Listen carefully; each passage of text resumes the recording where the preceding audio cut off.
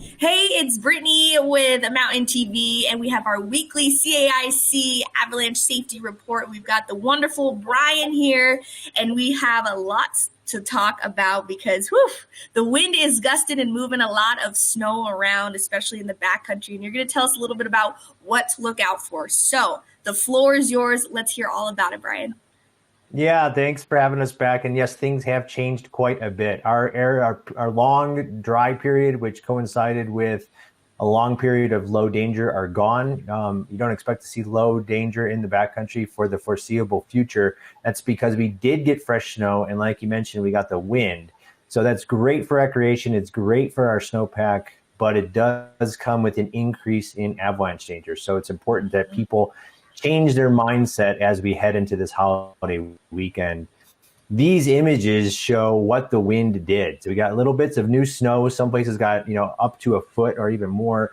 And that wind really was something else. And it did some damage and created these stiffer wind drifted slabs, which was sitting over all of that weak snow that we talked about last week, which formed during our drought period. So that led to an uptick in avalanche danger.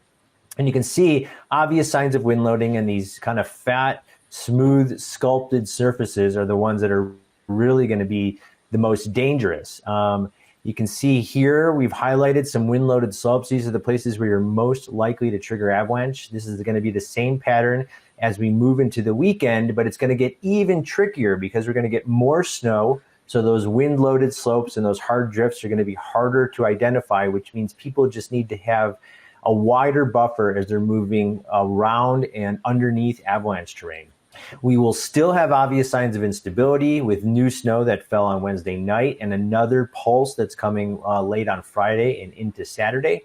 And when you start to see conditions like this, you know you are in for dangerous avalanche conditions. This weekend, it's really important to note that this new snowfall, which is coming, and here's what it looks like. Here you can see this pulse that comes through on Wednesday night. That led to an uptick in avalanche danger, but that wasn't the end of the story. So after a brief lull on Friday here, we get another pulse late on Friday and into Saturday, and you can see we exceed a foot of storm snow in many places. That is going to lead to an uptick in avalanche danger, including potentially avalanche watches and warnings. We have a statewide special avalanche advisory in place warning of dangerous conditions developing this weekend. It's, again, the return of snowfall is very welcome news, but it's important for people to know that the most dangerous avalanche conditions are going to coincide with the middle of this holiday weekend. And that's always a really nervous recipe for us as avalanche forecasters, is it's when we see avalanche accidents. So do not make backcountry travel plans based on where you've been going during our drought period over the last few weeks. It's a whole new ballgame out there this weekend. It's going to be a dangerous weekend. Avoid the backcountry in places that have got avalanche watches and warnings in place, and even places that fall short of high danger or avalanche warning criteria are still going to be dangerous. So we need people to give slopes steeper than about 30 degrees a pretty wide buffer as they move pretty cautiously through the backcountry this weekend.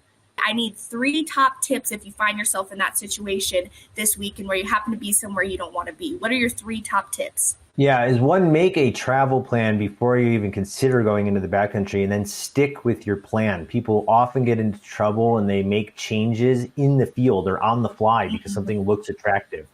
If you're going to the ski areas to enjoy all this fresh snow, it's important to note it is very, very different inside ski area boundaries where people are doing a lot of work to reduce the risk of avalanches for you. And immediately on the other side of that rope, it is backcountry avalanche conditions. So even though you can see the road or see the chairlift or something like that, you are still in the backcountry. So even though all that fresh powder might look very alluring on the other side of the rope, you have to know that no one is doing anything to mitigate the avalanche risk for you.